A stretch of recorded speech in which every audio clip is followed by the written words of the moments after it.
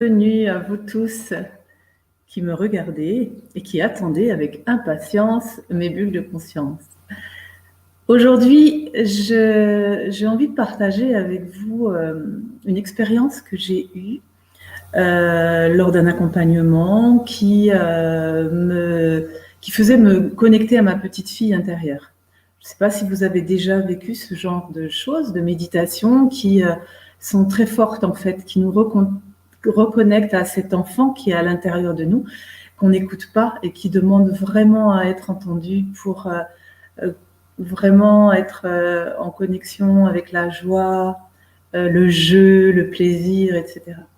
Et en fait, lors de cette séance, quand j'ai voulu me connecter à cette petite fille intérieure, en fait, je me suis reconnectée à des peurs, plutôt que de me reconnecter au jeu, à la joie.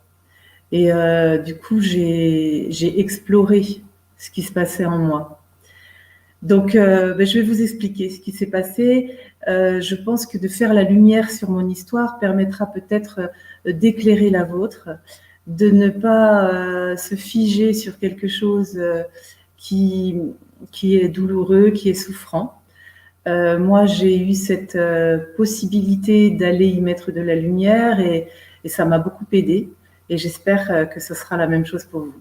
Donc, je vous explique le contexte de ma naissance. Donc, je vous ai déjà parlé que ma maman avait donc eu une première fille, sans doute attendue, j'imagine. Et puis, 11 mois après, une autre petite fille est née. Bon, jusque-là, ça va. Et puis, 22 mois après, je crois, mon frère est arrivé. Donc, un garçon, c'était la joie dans la famille, je pense, je l'ai perçu comme ça. Et puis, moi, 13 mois après, j'arrivais.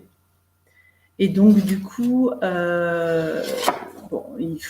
je comprends le contexte, je comprends la difficulté de ma maman à se dire encore une et combien de temps ça va durer comme ça. Si j'ai un enfant tous les ans, ça va être compliqué, j'en peux plus, etc. Donc, dans ma perception des choses, quand moi je suis arrivée, je m'en souviens pas comme ça, c'est que quand je me reconnecte à des sensations, à la perception des choses, bien la perception que j'ai, moi je me situe un petit peu en retrait. Comment dire, j'ai du mal à prendre ma place et ça a été toute ma vie, mais maintenant je comprends mieux pourquoi. Je voyais ma grande sœur qui était qu'on avait déjà responsabilisée, et s'est occupée de moi quand j'étais petite.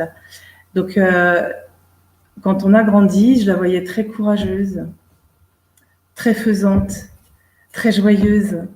Elle avait beaucoup d'allant.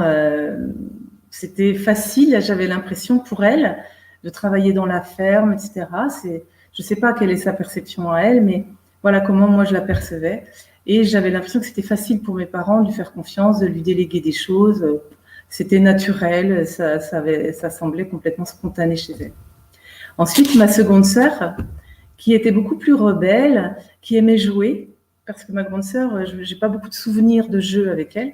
Par contre, ma seconde sœur, elle aimait jouer, elle aimait nous faire rire. J'ai beaucoup de souvenirs. Elle nous faisait toujours rire. Elle avait du tempérament, elle avait du répondant. Et parfois, oui, elle était plutôt rebelle par rapport à ce qu'on lui demandait et elle n'obéissait pas. Et du coup, mon père était... je trouvais qu'il était dur, enfin, il me faisait peur, moi. Elle a été jusqu'à être sous la douche froide parce qu'elle faisait une crise de colère, etc. Voilà. Donc, la perception que j'avais de mes deux sœurs et mon frère, je le vois un petit peu plus en retrait. La perception que j'ai, c'est on le laisse tranquille. En fait, lui, il vit sa vie, quoi. Ça a l'air, pour moi, toujours par rapport à ma perception, ça a l'air plus facile pour lui. Donc moi, la petite Chantal qui arrive, je ne peux pas vous dire qui elle est vraiment, puisque je ne m'en souviens pas. La perception que j'ai, c'est que ma sœur est travailleuse, ça a l'air plutôt de convenir. Mon autre sœur est plutôt rebelle, elle se fait gronder fort et j'ai pas du tout envie de ça, ça me fait peur. Donc moi je comprends qu'il faut plutôt être travailleuse pour être acceptée, ne pas être rejetée, pour être aimée, ne pas être rebelle, donc ne rien dire. Donc j'ai observé ça et donc je me suis calée entre ces deux choses-là. J'ai aussi observé que pour mon frère, ça avait l'air plus simple d'être un garçon. Donc, j'ai l'impression que j'ai mis un peu de côté toute ma féminité et, qui n'est pas très développée. J'ai un côté masculin dans ma prise de décision, dans ma façon d'être. À l'intérieur de moi, je le ressens comme ça. Et c'est vrai que dans l'accompagnement que j'ai fait, c'est ressorti que j'avais un côté féminin qui était très fuyant, qui n'osait pas prendre sa place. Et du coup, ben, ça s'explique. Et donc, plutôt que d'être qui j'étais vraiment, je me suis enfermée. On va dire que Chantal, elle s'est enfermée. C'est vraiment ce que j'ai ressenti, hein, comme si j'étais enfermée dans cette boîte en carton. Je relevais le couvercle juste pour observer comment il fallait être, si je faisais bien, est-ce que j'étais dans le bon timing, et pouf, je me renfermais sur quelque chose. Et donc du coup, la peur de mal faire, la peur de ne pas y arriver, la peur de ne pas être à la hauteur, la peur d'être jugée sur ce que je faisais, parce que pas sur ce que j'étais. J'étais beaucoup dans le faire, dans le faire, dans le faire.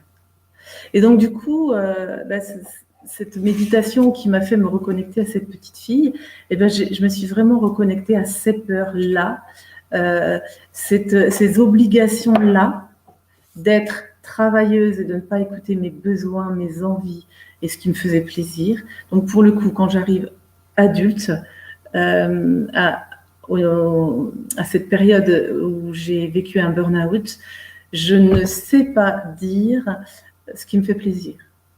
Parce que j'ai tout de suite été enfermée dans cette boîte. Et quand on me demande quels sont tes rêves d'enfant, je ne sais pas quoi dire. Je suis obligée, je crois vous l'avoir déjà dit, aujourd'hui d'expérimenter. Donc j'expérimente le dessin, la peinture, l'équitation, j'expérimente des choses, la danse, enfin voilà, je me laisse guider par ce que ça suscite en moi. Est-ce que ça me fait pétiller ou est-ce que c'est lourd? Quand c'est lourd, attention, parce que ça peut être mes peurs qui me font croire que ça va être pas très joyeux pour moi, alors que si j'expérimente, après je me dis waouh, j'ai bien fait d'expérimenter. Donc je suis sur un chemin de découverte de moi-même. Je l'ai compris comme ça parce que effectivement, ma fratrie, elle a été composée comme ça. C'est ni bien ni mal.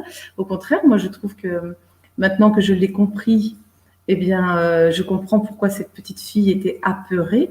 Maintenant, je la rassure. Hein, c'est un travail à faire sur soi. La rassurer et dire, voilà, tu n'as plus besoin de cette protection.